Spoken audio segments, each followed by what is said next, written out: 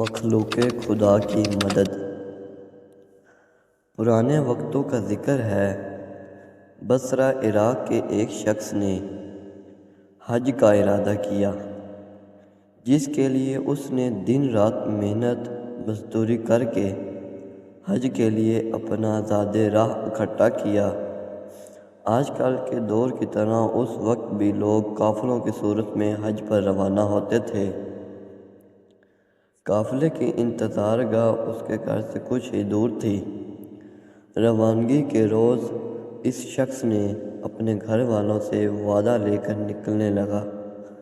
فرتے جذبات میں سب کے آنسو نکل آئے اور سب نے اسے اپنی دعاؤں اور نیک خواہشات کے سائے میں رخصت کیا۔ جنگل کی آواز نے اسے چونکا دیا۔ ایک خاتون اور اس کے بچوں کے رونے کی آواز تھی، جو بھوک اور پیاس کی شدت سے مسلسل بلک بلک کے رو رہے تھے۔ شخص نے انتظار کرنا چھوڑا نہیں، بلکہ ان کی مدد کرنے کا فیصلہ کیا۔ ان کو کچھ پیسے اور کھانے کی چیزیں دی تاکہ وہ اپنے بچوں کے لیے کچھ کھانے پینے کا بندوبست کر سکیں، اور حج کرنے کی دلی مراد بھی مکمل ہوئی۔